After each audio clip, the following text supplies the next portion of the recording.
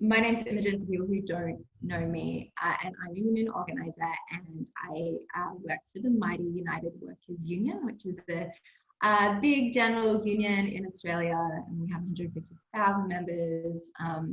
It's a recent amalgamation of two other unions.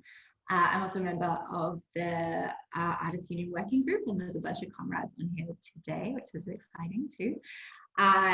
And I'd just like to acknowledge that wherever we meet today, that we're meeting on the lands of Indigenous people. Today, I'm on the land of the Gadigal people of the Eora Nation in Sydney, and I want to pay my respects to their elders, past, present, and emerging. And we acknowledge that sovereignty was never ceded, and there's no justice in this country without First Nations justice. Welcome to our latest talk. This is one in a series put on by 1856, and I'm just facilitating today. We pulled together these talks and readings at the beginning of the pandemic just to have an ongoing conversation about some of the ways that artists and art workers can continue organizing, continue their artistic labor in times of crisis, and then more broadly, just in the more enduring crisis of ongoing economic precarity and sort of social precarity. So more broadly, I guess 1856 is interested in big questions about collective strategies for artists and art workers to transform the conditions of their labor wherever they may labor, which I think is a possibly decent segue to Dana, who I'm very excited to have with us today. Dana is a writer, and she's the former senior editor and publications coordinator of the New Museum, and she was one of the she was on the bargaining committee, and she was one of the organizers of that museum union, which was really exciting. And her writing appears in Art in America, Freeze, Sense, Flash Art, Moose, Extra, and several other exhibition catalogs. And she's currently an organizer working with not-for-profit workers. So Dana, I'm going to throw it to you and take us in whatever direction you like. Thanks. Oh, thank you. Thank you so much, Imogen. And thank you, Nick, also for inviting me. Really nice to talk with you all, including some people I know already. So that's nice. I'm in New York on unceded Lenape and Canarsie territory. And I'm just going to talk for a little bit and then I guess open it up for questions, which I feel like is usually the fun part. But I'm speaking to you from my experience as one of the organizers of the New Museum Union, and then a member of our bargaining committee, as Imogen mentioned. And finally, as our unit chair, which is an elected position sort of representing workers within the unit, and more than 90 New Museum staff members and thousands of other museum workers nationally and across the US, across the country, world, all right, across the world. I was furloughed at the beginning of the COVID-19 pandemic, and then I was laid off at the end of June, along with our two union stewards and a number of other local union supporters. And so a union is by nature a collective project, and this is sort of my caveat every time I do a talk like this. It's I'm the one speaking here, but this is not my project. The work that we did would have been impossible without a number of other people, fellow organizers, the rest of the bargaining committee, our staff organizers and reps, and yeah, I'm just grateful for their work and their solidarity. And so our union at the New Museum represents office staff as well as front-facing staff in visitor services in the store, and also part-time art handlers and registrars. And we voted to form a union in January 2019 and won our vote by a huge margin, I think 82%. We were the first major US museum to unionize since the 1970s, which is when workers at MoMA in New York and SF MoMA in San Francisco formed their unions. And even before we made the decision to unionize, we were meeting together regularly to discuss the changes we wanted to see at the museum. We started each of these meetings with a salary share, which is a really powerful organizing tool, and one that I think has taken on a much bigger platform in the art world in the past year or so, with Kimberly Drew's keynote presentation at the American Alliance of Museums, and then the museum salary spreadsheet started by Art and Museum Transparency, which circulated last year.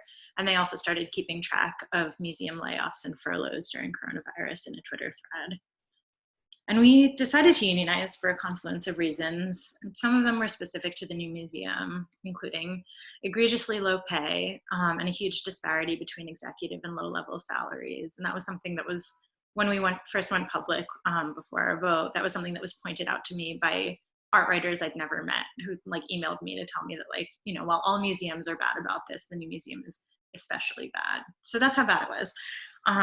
Other issues were things like a culture of disposability that resulted in massive turnover. People were staying for like a year. I had 3 bosses in my time at the new museum, which was less than 4 years. And then, like, most egregiously in some ways, like a real gap between the museum's outward-facing progressive politics and its internal dynamics. So the new museum was founded in a one-room office in 1977 by Marcia Tucker, who had been a curator at the Whitney Museum before she was fired. She formed the new museum not only to show new art, including the post-minimal work that many other museums were still hostile to at the time, but also to reimagine what a museum is, what it should do, and who it should serve.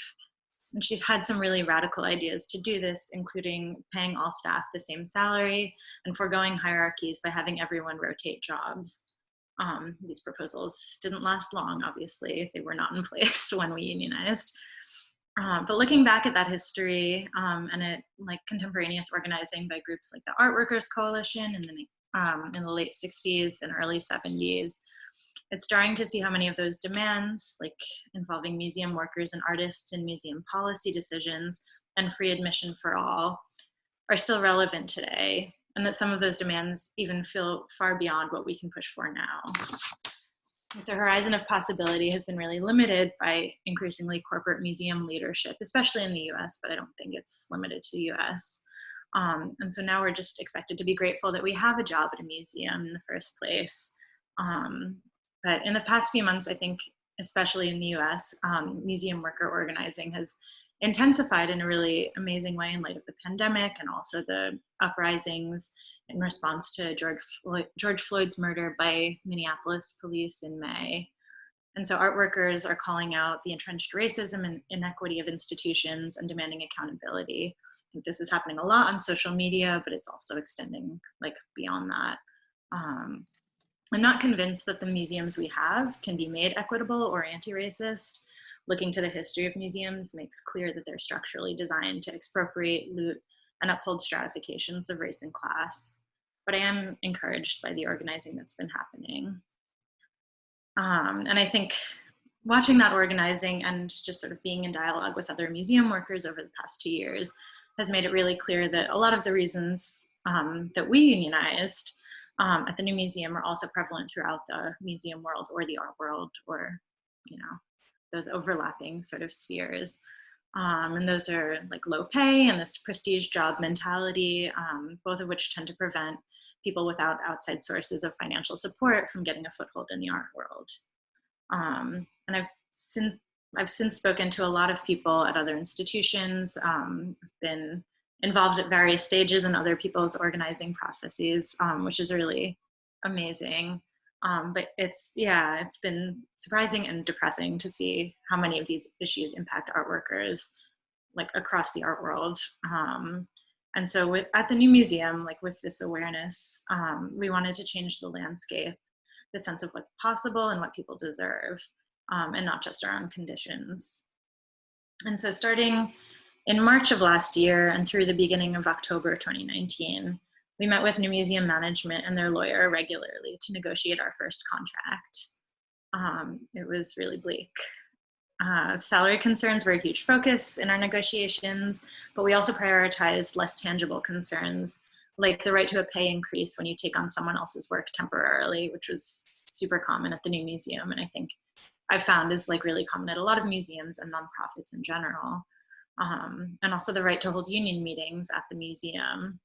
And everything that made it into the contract demanded a huge fight. Management was resistant to even our most basic proposals, like having union bulletin boards in staff break areas. That took weeks and weeks of negotiations to win. And so in June, we held an action outside the museum during exhibition openings in which more than 100 union members and supporters rallied to pressure the museum to negotiate more fairly with us. And ultimately, we had to call a strike vote and prepare to go on strike in order to create enough pressure to win a fair contract. And we didn't actually end up having to go on strike, but we were prepared to. And to my knowledge, there hasn't been a major museum strike in the US since MoMA workers went on strike for more than 4 months in 2000, which was a really significant strike. They won a contract with substantial pay increases and a closed shop, which I apologize, I don't know like how labor law translates. I imagine it's quite different in some ways, but in the US, a closed shop means that if you are in a union position, you are in the union, you pay dues. Like around at least half the country are now like so-called right to work states, which means that you can't have a closed shop. Everyone has the option to pay dues or not, even though everyone is benefiting from the union and the union contract. It's a way to weaken unions. And it sucks. And so yeah, in 2000, MoMA workers strike, closed their shop. So that's huge, and that's like the power of a strike, which is cool to see. And I also want to acknowledge that art workers are not a homogenous group. People come from different conditions and have different needs and expectations. Certain forms of labor within the museum are racialized, classed, and gendered. And so we prioritized in our contract bringing the bottom up, making sure we won real improvements for the lowest paid people in our unit.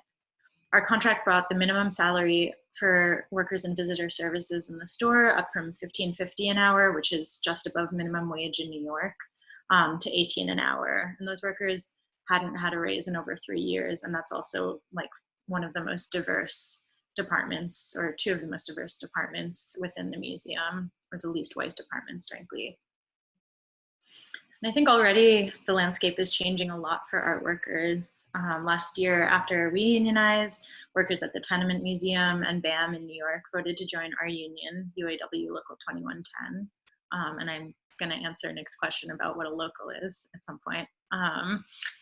But workers at the Marciano Art Foundation in Los Angeles were laid off because they tried to unionize, which is illegal. But the Marcianos were people who founded Guess and have like a very long history of union busting, said that they chose to close their private art foundation because of low traffic, low visitorship.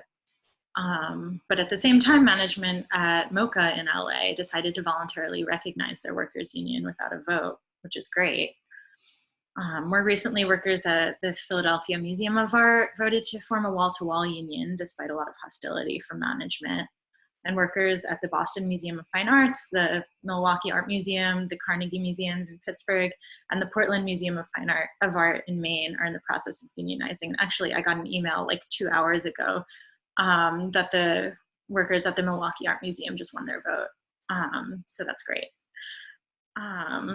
But yeah, I've been really heartened by the real solidarity I've seen and experienced among members of different museum unions and art workers trying to unionize. We've shared knowledge, offered encouragement, shown up to rallies, and made public statements of support.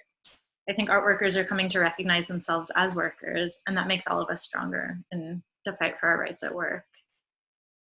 I also think this is a big moment of reckoning for museums, particularly modern and contemporary art museums, though far from the first. I think many of these museums now profit from a veneer of progressive politics and a surface level commitment to representation, but actually function according to capitalist principles of profit and growth rather than any sort of ethics or drive towards justice. This is something I've seen firsthand at the New Museum, and I mean, there are countless examples. One of the most visible within the US, I think, being last year's Whitney Biennial and the eventual removal of Warren Kanders from the Whitney's board, who was the CEO of the tear gas manufacturer Safariland. There was also a campaign following that to get Larry Fink, who's a MoMA trustee and a CEO of BlackRock, to divest from prison companies like CoreCivic and Geo Group, which together are responsible for 70% of immigrant detention in the US.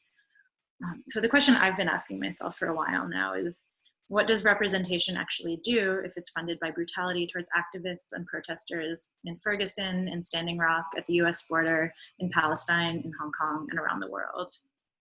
As Aria Dean writes in her review of the Whitney Biennial for Extra, quote, "Representation is betrayed by its own nomenclature. which alerts us to the fact that it is not real and it does not make it its business to intervene into material conditions. Representation is a gloss. Unfortunately, the mass layoffs and furloughs that have struck museums in response to the coronavirus crisis only reinforce this disparity between public-facing and internal, or I would say actual, politics.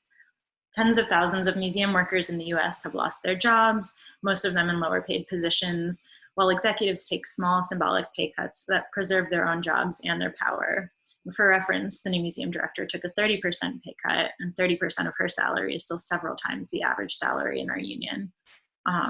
And as another note, for most people, their health insurance is tied to their jobs. So losing your job in a pandemic also means losing your health insurance in pandemic. But I think this gap between what museums do outwardly or representationally, or what they say they're doing, and how they're actually functioning internally at the level of material conditions and geopolitical impact is a space in which unions can intervene to improve conditions for workers within the museum, but also to hold museum management accountable and to set higher standards and better ethics for our institutions more broadly.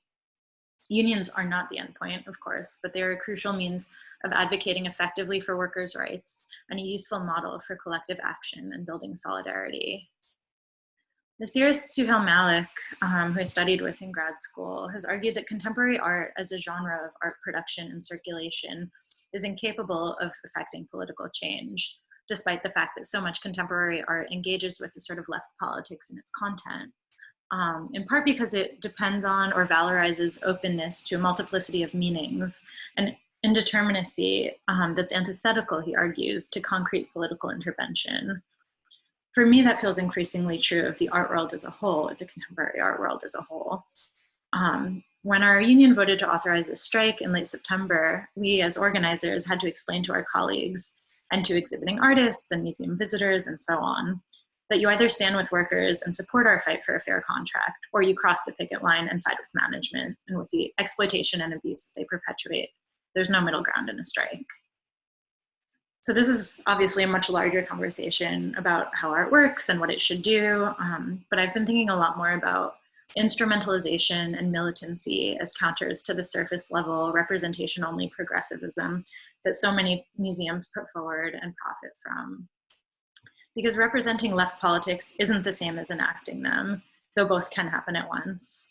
An openness to various interpretations, which easily falls into a kind of liberal both sidesism, especially when it's propagated by neoliberal arts institutions, is not accessibility or equity or justice. And I've been writing about art for several years now, but earlier this year when I was writing an essay about coronavirus and the art world, focusing mostly on labor issues for a sense, I started telling friends that at this point I'm mainly interested in writing propaganda. I want my readers to know that conditions for art workers are shitty. I want the art workers who read what I write to feel seen and in community. And I want the people and institutions responsible for those shitty conditions to feel shamed, because ultimately, obviously, I want those conditions to change. I don't know if people have questions, or I would also love to hear more about the art worker organizing that's happening in Australia. So. I'm so excited by your talk, Dana. That was amazing. And I'm just, you glossed over this a little bit, I think, perhaps, so I'm just gonna like put it out in the open, but you had a vote at the new museum, right, to go on strike. And it was like a 96%. Yeah. Which I imagine felt like fucking unprecedented at the time. And that's like pretty much everybody in the union saying, yeah, we will go on strike if we need to. And that must have like, yeah, what did that feel like? Honestly, I mean, it was amazing. It was, as you can maybe imagine, like an extremely intense time. And it, like that 96% is the result of a lot of organizing. It's, you know, it doesn't come out of nowhere because most people don't want to go on strike. I mean, I personally was excited to go on strike. But, you know, to give up your paycheck and your healthcare in many cases, it's like, it's scary. It's like there's real risk involved. And so a lot of organizing, a lot of conversations went into convincing people that this is what we needed to do if we wanted to get the contract we deserved or something close to it. And it was really exciting to count those votes, which I remember we did in like this like hotel cafe bar area, like down the block from the museum. And yeah, I think in some ways it was effective. It definitely put pressure on the museum. They also did find ways to undermine it, as they do, but yeah. I have 64,000 questions, but maybe I'd like to take a question from somebody who's not me, if anybody wants to ask something of Dana. I have a question. Hi, Dana. Nice to see you. I wonder if you can actually just go into answering Nick's previous question about the structure of unions there, because I think it will help me understand what you've been working on. Just in terms of how the New Museum Union fits in the context. Totally. So I guess I'll try to start from the top. Also, it's nice to see you too. Thanks for coming. The top is generally the International, and it's called that even though most unions are like largely US based, even the largest ones. They will have, I think like the UAW, for instance, has some locals in Puerto Rico and some in Canada, but it's called the International. It's more or less like National Plus. And within that, there are locals, and these are generally regional, and they're almost always numbered. Local 2110 of the UAW, and the UAW is United Auto Workers, so it's primarily for like workers in auto manufacturers. Like their big hub is in Detroit and has been since the 60s, before the 60s. But for whatever reason, there's this local in New York representing not just New York City, but actually like up to Boston and even Maine now, that focuses on clerical workers and now like museum and arts workers and university workers. And that's sort of just like what the local specializes in. They've represented MoMA for a long time, which is why when we were talking about unionizing at the new museum, they seemed like the obvious choice.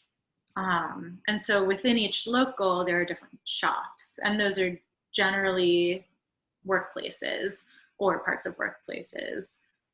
So local 2110 that we were part of has like the New Museum Union, MoMA Union, Tenement Museum Union, Brooklyn Academy of Music's Union, and then also like Columbia grad workers, NYU grad workers, Barnard contingent faculty, and so on. It happens sometimes that like a shop is an entire local if it's a really large shop. Like some universities have that, I think. But in general, that's the structure. Does that make sense? Thank you. That helps a lot. Yeah. And are there sort of, and so the local is part of the UAW union, and so does that mean that the local is sort of staffed and resourced by the UAW, and so you can access those resources? Is that how that works? Yes and no. In general, like locals are funded primarily by the dues of their members. There is some support. I think it sort of depends. But for instance, when we were doing strike organizing, if we went on strike, we would have access to the UAW strike fund, and the UAW has an enormous strike fund, which is great. So in that sense, yes. Okay. Oh yeah, me too. I'm in Nick's Zoom right now. What Zoom are you in? Oh yeah, I know which one. Yeah. Can I sort of ask a follow-up question? Yeah. That maybe, it's sort of directed, I guess, at Imogen as well as you, Dana. So because there's obviously quite a big difference between the structure of unions in the US compared to in Australia, where like in Australia, for example, I work in a screen printing shop and I'm a union member of the manufacturing union, but to the best of my knowledge, no one else that I work with is a member. So it's not like we unionize you don't, well, obviously it's a lot more effective if the entire workplace is unionized, but it's not like a prerequisite of being a union member to unionize your entire workforce or workplace, basically. So I'm kind of interested in like what the kind of different structure between the US and Australia does for like sort of general like union literacy, if that kind of makes sense. So like obviously there's a lot of anti-union propaganda all over the world, but I sort of feel like in Australia, maybe because it's sort of less sort of locally structured, so it's less about sort of what's happening in your individual, or in some cases can be less about what's happening in your individual workplace and more about kind of what's happening, on a state or even national level, that it can seem like you're a little bit sort of far away from it. And therefore, there's just sort of like less sort of general understanding in the Australian population of like what even is a union, what do they do? And as I said, obviously that's a product of many things, including neoliberalism and anti-union propaganda. But and I guess I'm just interested in sort of how that compares to how people in the US more generally kind of consider or understand unions. So yeah, I guess it's kind of directed at both of you because you kind of have the specific more firsthand experience of organising within each of those structures. Yeah. I was going to say it'd be good if Imogen could also kind of describe the structure in Australia, and particularly the great idea. Yeah. Lol. All right, I'll give it a red hot crack in like a really concentrated version.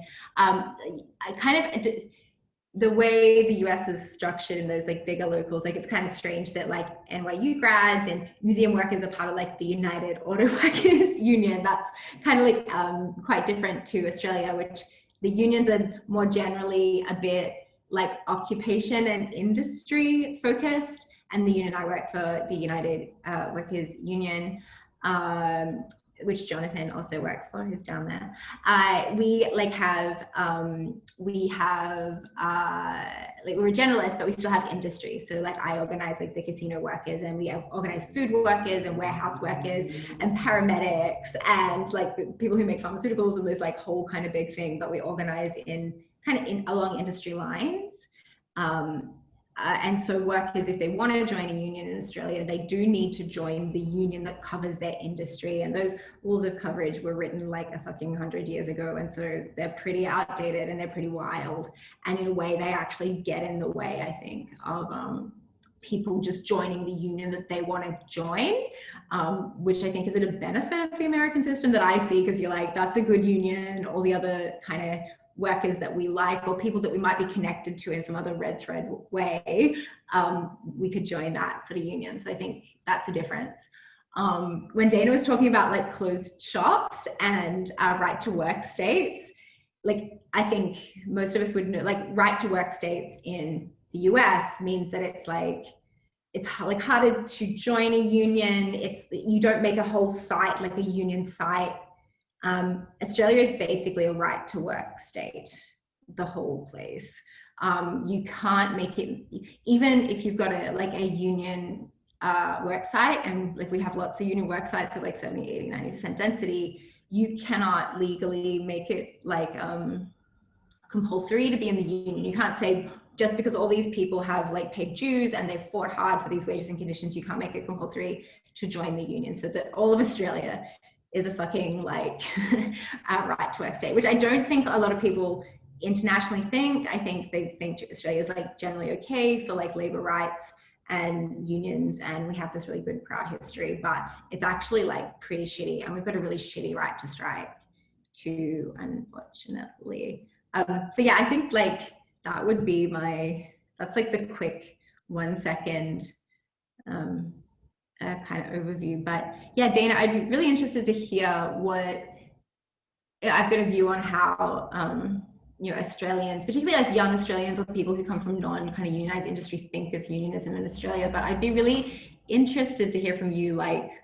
how that translates to America, or like specifically when you were asking people to think about joining a union at the new museum, like what was their actual kind of knowledge of what that was?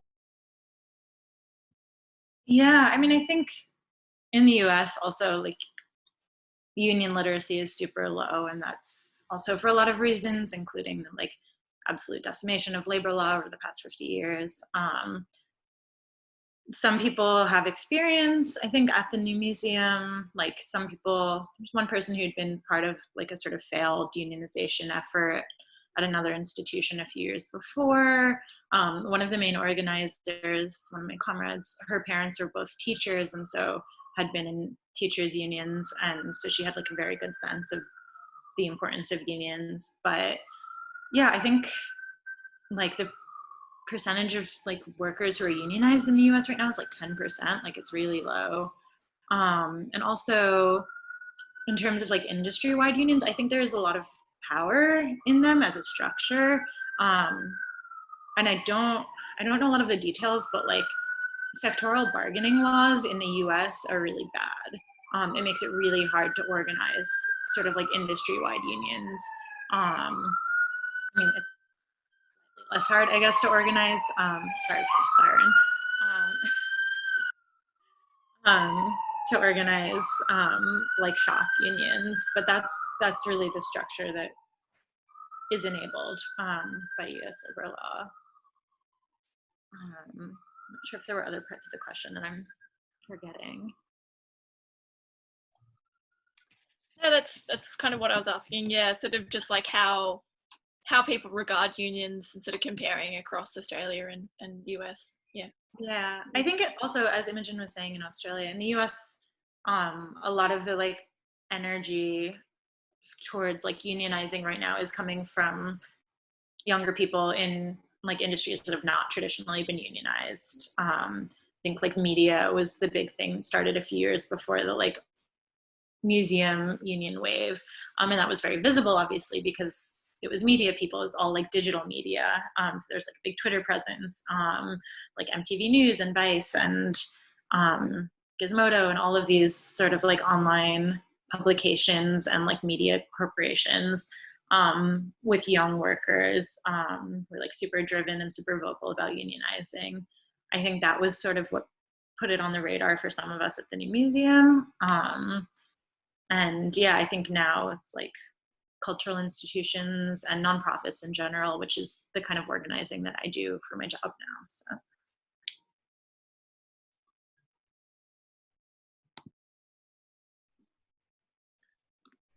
Dana, I was maybe also interested in hearing a little bit about some of the wider solidarity that's been happening in the States just across different unionization efforts in the art world, but then there's also things like Wage, which are working for artist fees.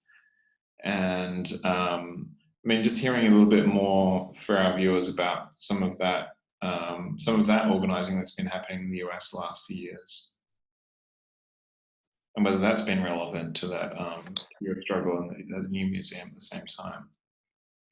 Totally, yeah. So I mean, in terms of other museum unions, I think like I and several of the other organizers at the new museum have been in touch with people at like a bunch of other museums. I still do this. I still like go and like talk to like a town hall meeting where like workers are trying to organize. And I have like a pretty easy to find email address. So people have like reached out to me since like January 2019, and it's like one of my favorite things. And yeah, I think that's been really beautiful. It's been really amazing to see like these like unionization efforts go from like the very beginning conversations to like and yeah, that's been super exciting. In terms of Wage, I think like I don't know, there's sort of a gap because like our union deals with like museum workers and Wage deals with artists, and like while there's actually internal overlap between those groups, they're sort of handled separately, and on the union's part that's like a legal necessity. But I think like many of us at the New Museum, like both really respected like what Wage is trying to do, and also like we're sensitive to the ways in which like it didn't necessarily cover all workers. I know like when I was at the museum early on, like one of the artists that was showing was wage certified, and so could only work a certain number of hours based on how much money they were getting for the show, which is great, but it meant that we couldn't get things that we needed on time to like produce materials for the show as an editor. And that meant like we had to work extra late nights to do that. And so there's like, I don't know, I'm interested in thinking about like what more like holistic organizing would look like. Yeah, well, which I guess gets to the point of both of the efforts, which is a reform of institutions and how that happens, which and I'm also wary of this word institution, because when we say institution, by virtue of saying institution, we actually mean a lot of different kinds of art institutions. I mean, of course, you have big museums with huge budgets, which can adapt to those kind of things. But then we also have smaller institutions, non-profits, that kind of thing as well, which is obviously working with a different kind of budget and a different kind of ability to work to those things. So there's also this question of, okay, like,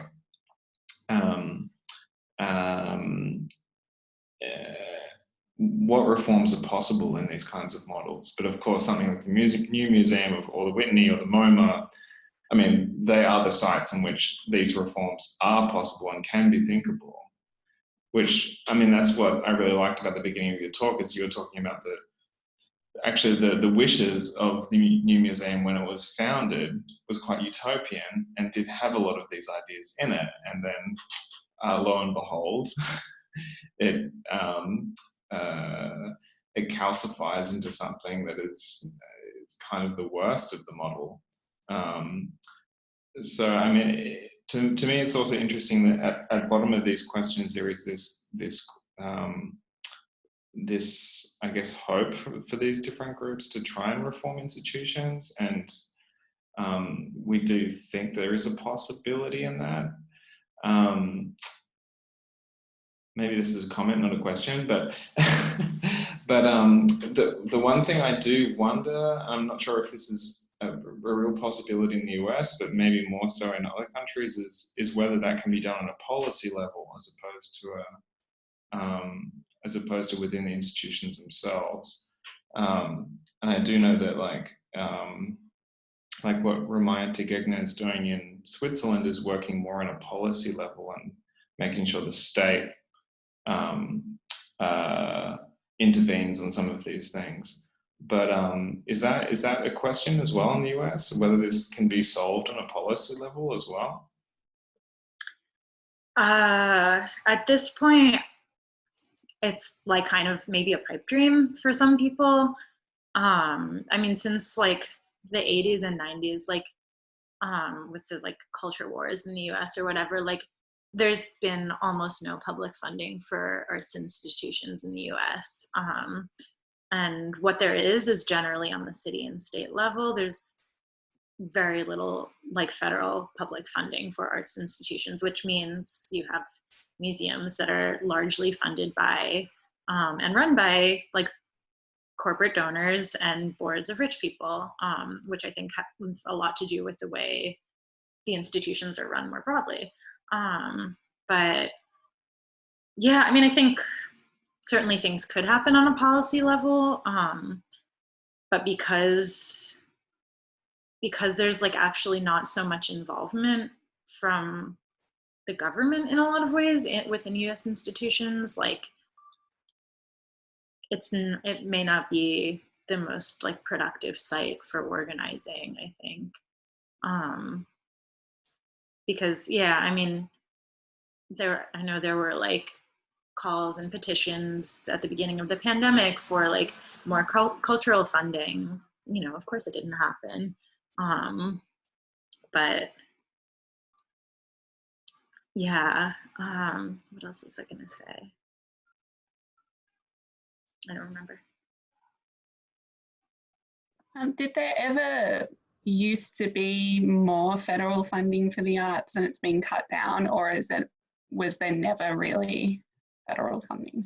There definitely was through the 70s. And I think my sense is like, you know, the 80s in the US is like this period of like intense like marketization within the art world. And then in the early 90s, there are like what's called the culture wars. There are a few sort of like high profile exhibitions that were shut down for like, or like defunded or whatever for obscenity, like a Chris O'Feely work at the Brooklyn Museum. And that was sort of the like, when like this like receding of public money from institutions really intensified, and it's never come back. Stephen, did you have a question before? Yeah, thanks. And thanks, Dana. I just wanted to ask, and you're speaking a little bit about this in terms of the relationship to wage, but I was wondering if, you know, the union has discussed or tried to take action on the way in which the museum treats artists and, you know, other contributors to exhibitions or, you know, their program. Yeah, I mean, it's a really good question. I think there are real limitations in terms of what we can do. For instance, in a contract, like that's just something the museum would not have to bargain with us over, because it doesn't affect members of the bargaining unit. Though I think an important thing to note is like the conversation often ends up being like the workers, the artists, but a lot of the people who work at museums are also artists. They're not necessarily the ones showing there, though occasionally they are. But yeah, I think like we at the new museum, like we had a lot of conversations with artists in terms of like building like solidarity around our efforts, and that was really amazing. We had some like several people who'd shown at the museum or who'd like done work for the museum, like written something for a catalog or whatever, like done a public program. Like they were super supportive and like joined our like solidarity campaigns. I know like in our early conversations, the fact that like artists don't get paid at the museum was a huge issue, and it continues to be. But I think like throughout like the organizing and the contract campaign, it was just like really difficult for like structural reasons and also just sort of like time and burnout, for our organizing to like extend beyond that. And I'm, you know, like the union was really decimated during the pandemic. Like they really gutted it. They gutted a lot of supporters. So I think like the things that will happen going forward may be different than they would have been otherwise. I think it'll take time to sort of like rebuild that energy, but it's definitely something I'd like to see happen. Maybe following that, could you talk about, you know, because of the furloughs and whatnot that's happened, what is the state of the union, so to speak, the state of the union at the new museum at the moment because of, you know, the change in staff numbers and whatnot since the pandemic?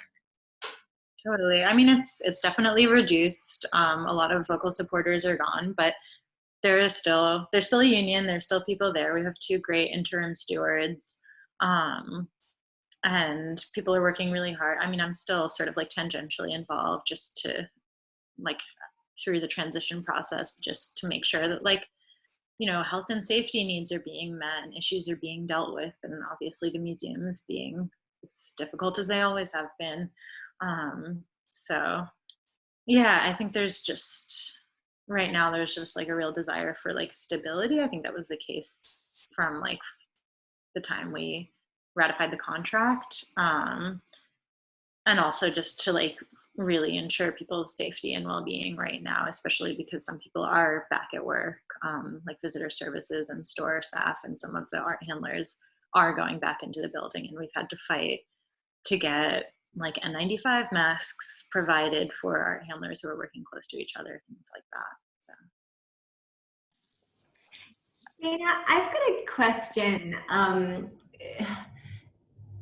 Just to sort of take you back to the beginning of the process with the new museum, why was it, do you think, that people decided to unionize as opposed to any other kind of collective like gesture or strategy or something else? Because I find a lot of the time, particularly when there is that like intimate crossover between being an art worker and an artist, there's like a lot of people, even like in progressive kind of lefty spaces, that are always trying to encourage people to do things that are not unionizing, or say that like the union, like a union isn't like the right kind of form of protest, that maybe there's like a better form of protest. And yeah, I just tend to see these like quite, I find them quite, sometimes quite patronizing attempts to say like, don't sort of pursue that strategy. Like, you know, why don't you do this other kind of gesture art, like stage this other intervention or something? So like, how did it get to the point of actually saying, no, fuck it, it's a union?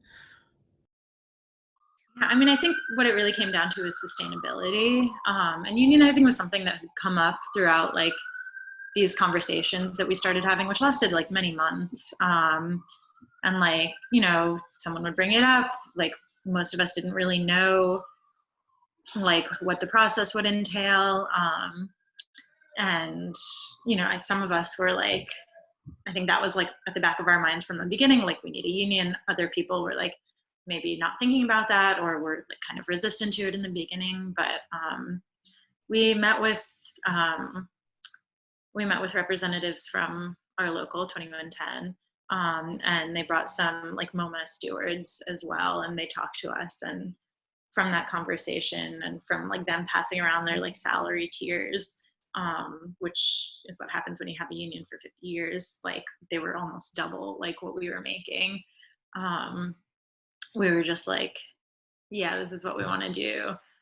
But yeah, really a lot of it came down to like an understanding that if we like wrote a letter and like all signed it and sent it to management, like that might make some changes temporarily. And in fact, like we had heard rumors that had happened like 5 or so years before, with some of the art handlers who like sent around an email with demands, and some of those demands were met, but then conditions for the art handlers were shitty 5 years later.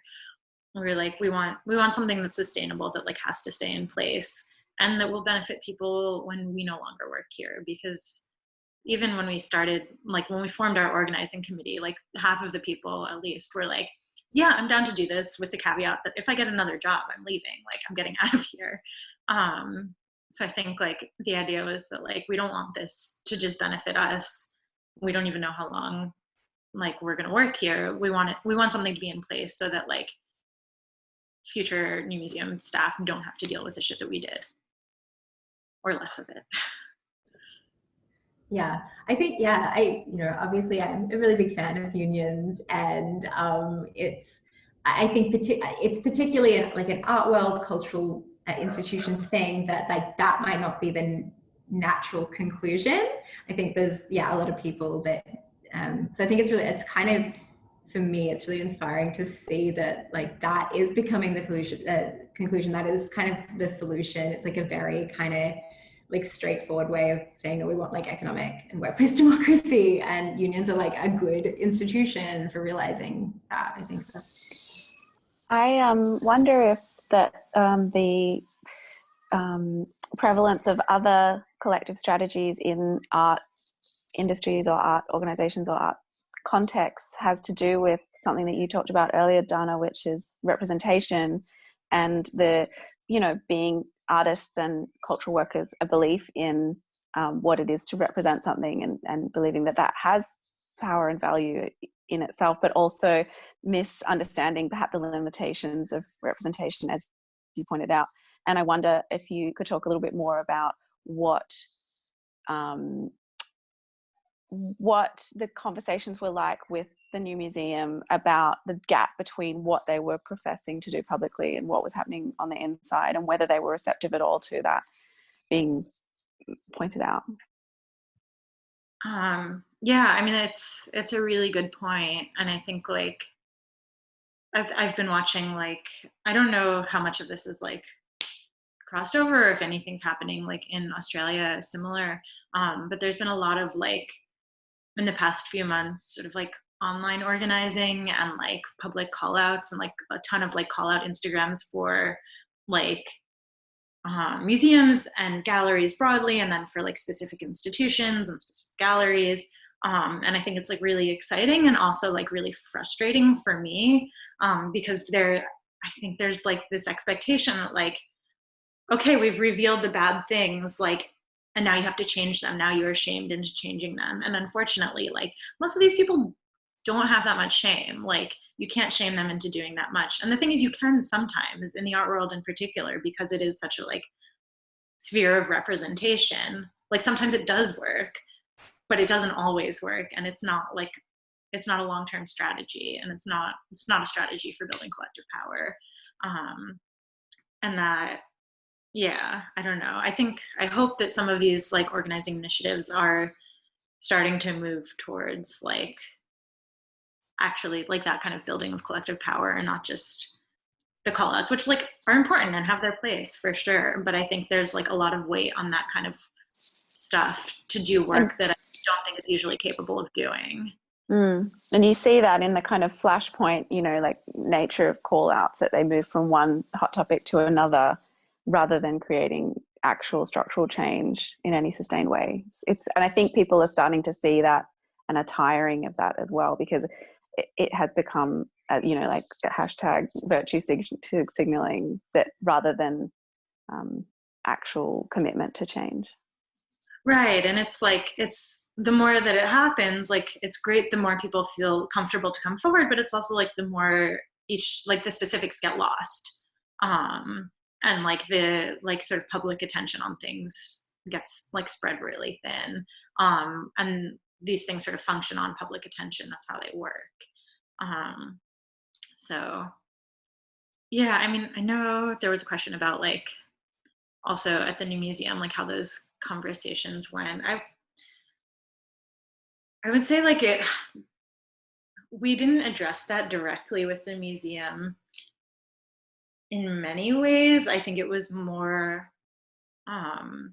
like the public facing nature of like our campaign. And I've like spoke to press. I was like one of the people, like the main person speaking to press.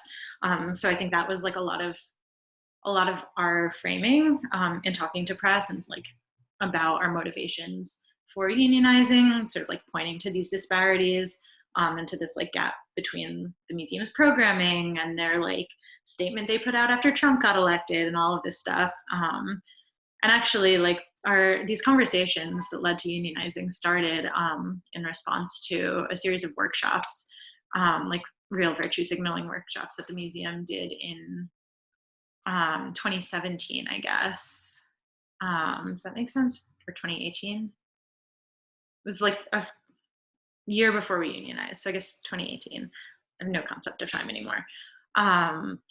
But this was like the Me Too moment in the art world, and they did a series of workshops around sexual harassment in the art world that were like open to the public, that staff were encouraged to attend, and it was like each one was led by a like high level like female staff member and somebody that she invited.